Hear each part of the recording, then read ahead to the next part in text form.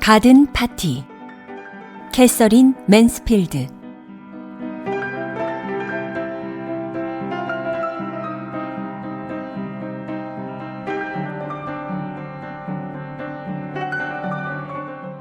제3장.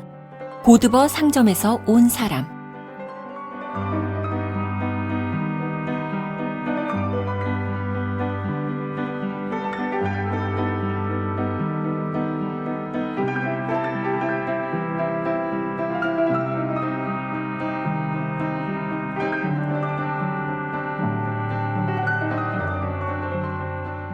그때 세이디가 들어왔다. 세이디 왜? 저 마님, 요리사가 샌드위치에 꽂을 깃발을 마련했느냐고 하는데요. 샌드위치에 꽂을 깃발? 쉐리든 부인은 꿈을 꾸는 듯한 표정으로 그대로 되풀이해서 말했다. 그래서 아이들은 그 표정으로 어머니가 그것을 준비하지 않았다는 것을 알았다. 그래. 가서 10분 뒤에 보내겠다고 해. 그녀는 세이디에게 엄숙하게 말했다. 세이디가 나갔다. 자, 로라, 나와 같이 응접실로 가자. 어딘가 봉투 뒤에 샌드위치 종류를 적어놓은 게 있을 거야. 네가 그걸 좀 다시 써야겠다. 매그, 너는 빨리 2층으로 올라가서 그 머리에 젖은 수건 좀 풀고. 조스, 너는 빨리 가서 옷 갈아입고. 내 말 알아듣겠니? 그렇게 안 하면 저녁에 아버지가 돌아오시면 뭐라 하실 거야. 그리고 조스, 너는 부엌에 가서 요리사 좀 잘 달래줘라. 나 오늘 그 여자 때문에 깜짝 놀랐단다. 봉투는 식당에 있는 시계 뒤에서 겨우 찾았는데 그게 어떻게 해서 그런 곳에 있게 됐는지 쉐리든 부인은 도저히 알 수가 없었다. 너희 중에 누가 내 가방에서 꺼내왔겠지. 보나마나 뻔해. 크림치즈하고 레몬커드는 다 썼니? 네. 달걀하고... 쉐리든 부인은 봉투를 멀찍이 쳐들고 보았다. 생쥐라고 쓴 것 같은데 생쥐가 뭘까? 이상한데. 올리브예요. 로라가 어깨 너머로 들여다보면서 말했다. 그래.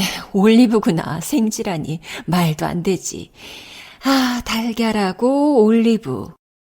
마침내 일이 끝나서 로라는 깃발을 부엌으로 가지고 갔다. 거기에는 조스가 벌써 요리사를 잘 달래서 기분을 바꿔놓았다. 이렇게 훌륭한 샌드위치는 처음 봤어. 조스는 무척 즐거운 듯이 말했다. 몇 가지 종류가 있다고 했지? 15? 네, 15가지예요, 아가씨. 좋아. 정말 고마워.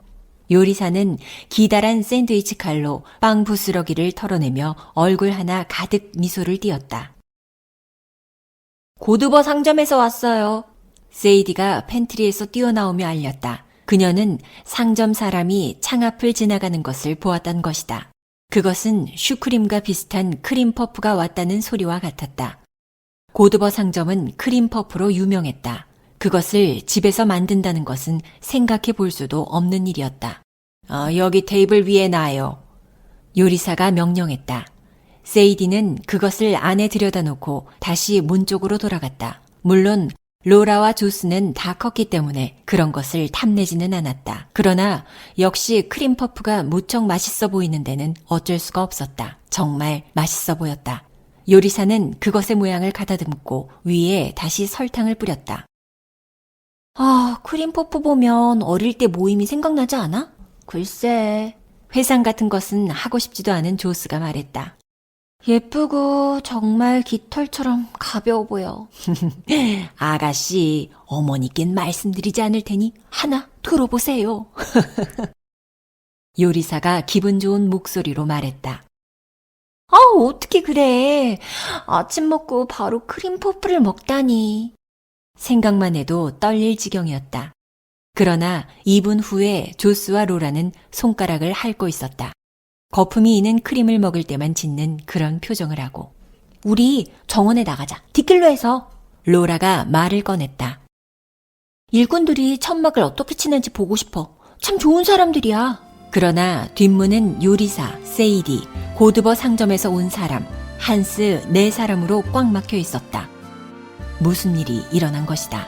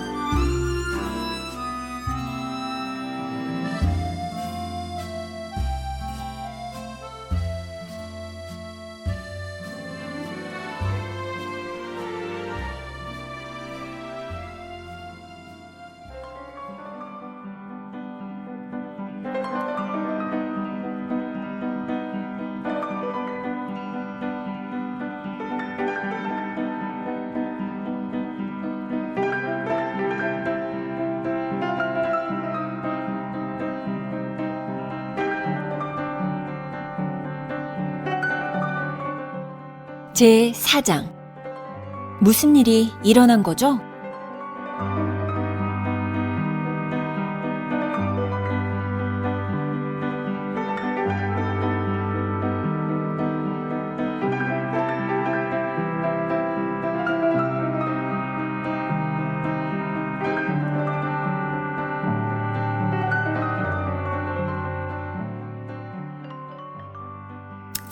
요리사는 흥분한 암탉 같은 소리를 내고 있었고 세이디는 마치 이해 앓는 사람처럼 볼에 손바닥을 대고 있었다.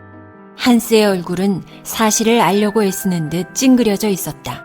다만 고드버 상점의 남자만이 무척 흥미로운 표정이었는데 아마 그 사람만이 알고 있는 사건인 모양이었다. 무슨 일이에요? 무슨 일이 일어난 거죠? 큰일 났어요. 남자가 죽었대요. 요리사가 말했다. 남자가 죽다뇨? 어디서? 어떻게? 언제? 고드버 남자는 자기가 가져온 얘기를 눈앞에서 남에게 가로채이지 않고 싶었다. 바로 이 아래 작은 오막살이 집들을 아십니까, 아가씨? 아느냐고? 물론 알다마다. 거기 스콧이라는 젊은 마차꾼이 살고 있어요.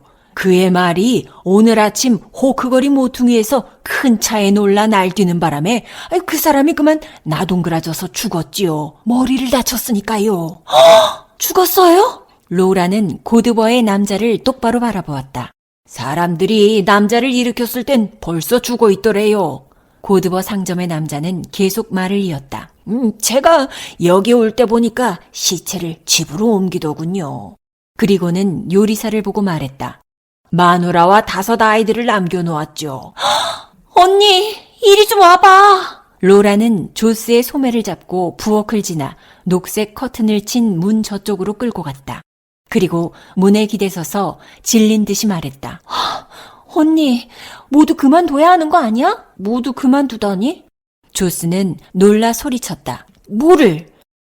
물론 가든 파티를 그만두자는 거지. 조스는 왜 모르는 척 하는 걸까? 그러나 조스는 아까보다 더 놀랄 뿐이었다. 가든 파티를 그만두다니. 로라, 그게 무슨 바보 같은 소리야. 그렇게 못해. 아무도 우리가 그만둘 거라고 생각하지 않아. 그런 엉뚱한 소리 그만둬. 하지만 문 바로 밖에 죽은 사람을 두고 가든 파티 같은 걸 할 순 없잖아. 그건 정말 말도 안 되는 일이었다. 그 작은 집들은 이 집으로 통하는 가파른 언덕 및 좁은 길가에 모여 있었다. 너무 가까이 있었다. 사실 눈에 거슬리는 가시 모양으로 이 부근에 있을 것이 못 되었다. 그것들은 모두 초콜릿색을 칠한 옹기종기 붙은 초라한 집들이었다. 그 뜰에는 겨우 배추와 말라빠진 암탉과 토마토의 빈 깡통만이 뒹굴고 있었다. 가닥가닥 흩어진 가느다란 연기는 쉐리든가의 집 굴뚝에서 뭉게뭉게 치솟는 은빛 큰 날개 같은 연기와는 너무 차이가 있었다. 그 좁은 길에는 세탁부, 굴뚝 청소부, 구두수선공이며 또 작은 새장을 온통 집 앞에 걸어놓은 남자도 있었다. 그리고 항상 아이들이 우글거렸다. 쉐리든가 아이들이 어렸을 때는 거기 발을 들여놓는 것조차 금지되어 있었다. 몸서리칠 만큼 교양 없는 말투와 또 어떤 병이라도 옮을지 모르기 때문이었다.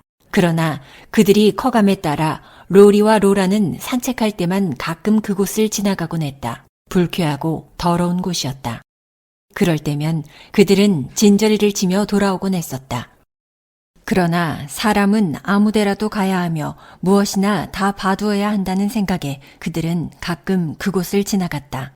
게다가 음악이 그 불쌍한 여자에게 어떻게 들릴까 생각하면 로라가 말했다. 아, 로라, 너도 참. 조스는 정말 난처해지기 시작했다. 무슨 일이 일어날 때마다 음악을 못한다면 우리의 삶은 뭐가 되겠니? 물론 나도 너처럼 그들이 불쌍하긴 해. 나도 그들을 동정한다고. 그녀의 눈은 날카로워졌다. 어렸을 적 둘이 싸웠을 때의 그런 눈빛으로 동생을 바라보았다. 우리가 슬퍼한다고 취해 죽은 남자가 다시 살아나는 건 아니잖아. 취했다니. 누가 취했대? 로라는 격분하여 조스에게 대들었다. 그리고 이런 때 언제나 하는 그 말을 했다. 엄마한테 가서 물어보고 올 테야. 그래, 마음대로 해. 조스는 대답했다. 엄마, 들어가도 돼요? 로라는 커다란 유리문 손잡이를 돌렸다. 그럼 무슨 일이니? 왜 그런 흥분한 얼굴을 하고 있니? 하며 쉐리든 부인은 화장대 앞에서 몸을 빙그르르 돌렸다. 그녀는 새 모자를 써보고 있던 참이었다. 엄마, 사람이 죽었대요. 로라는 말을 시작했다. 설마 우리 집 정원에선 아니겠지? 쉐리든 부인은 로라의 말을 가로막았다. 네, 그럼요. 근데 왜 그렇게 놀래키니? 쉐리든 부인은 안도의 숨을 내쉬고 모자를 벗어 무릎 위에 누웠다. 하지만 들어보세요. 로라는 숨이 막히는 소리로 그 무서운 얘기를 들려주었다. 그러니까 오늘 가든 파티 안 할 거죠? 악단이랑 손님들이 오면 그 사람들에게 다 들릴 거예요. 바로 가까운 이웃이니까요. 그녀는 설득시키려듯 말했다. 로라가 놀란 것은 어머니도 조스와 다름없는 태도를 보인 것이었다. 게다가 어머니는 조금도 진심으로 생각하지 않는 것 같아 점점 더 화가 났다. 로라의 말을 진지하게 들으려 하지 않았다. 하지만 얘야, 상식적으로 생각해보렴. 우린 우연히 그 얘기를 들은 게 아니니. 만일 거기 사는 사람이 그냥 예사롭게 죽었다면, 나야 그런 초라하고 비좁은 곳에서 어떻게 살아가고 있는지 모르지만, 우린 그대로 파티를 열어도 되지 않겠니? 로라는 이 말에 네 하고 대답할 수밖에 없었다. 그러나 마음속으로는 모두 옳지 않다고 생각했다. 그녀는 소파에 걸터앉아 쿠션 가장자리 장식을 만지작거렸다. 엄마, 근데 그럼 우리가 너무 몰인정하잖아요. 로라, 쉐리든 부인은 일어나 모자를 들고 딸에게로 다가왔다. 그리고 로라가 미처 막을 틈도 없이 그녀 머리에 모자를 씌워주었다. 이 모자 네 거다. 너한테 아주 딱이구나. 나한텐 어울리지 않더니 말이다. 네가 이렇게 예뻐 보이긴 처음이구나. 자, 봐봐. 쉐리든 부인은 거울을 들어 올렸다. 하지만 엄마! 로라는 다시 말을 했다. 자기 모습 같은 것은 보고 싶지도 않아 그녀는 옆으로 돌아서고 말았다. 이번엔 쉐리든 부인이 조스가 아까 그랬던 것처럼 화를 내었다. 너 정말 왜 그러니, 로라? 부인은 나무라듯 말했다. 그런 사람들은 우리에게 희생 같은 건 바라지도 않아요. 그것보다 지금 네가 하는 이 행동이 오히려 우리 모두의 기쁨을 뺏는 거란다. 그런 걸 더 생각해야 하지 않겠니? 전 모르겠어요. 로라는 말하고 황급히 방에서 나와 자기 침실로 들어갔다. 그곳에서 정말 우연히 제일 먼저 눈에 띈 것은 거울에 비친 아름다운 소녀의 모습이었다.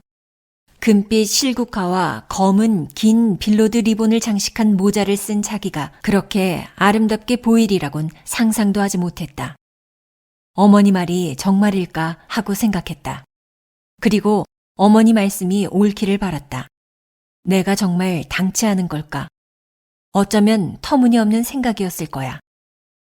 그 순간 불쌍한 여인과 5 어린애와 그 집안으로 옮겨지는 유해가 언뜻 머리에 떠올랐다. 그러나 그것은 모두 마치 신문에 난 사실처럼 희미하고 자기와는 동떨어진 것 같았다. 그것은 가든 파티가 끝난 뒤에 다시 한번 생각해보리라 마음먹었다. 그것이 가장 좋은 방법일 것 같았다.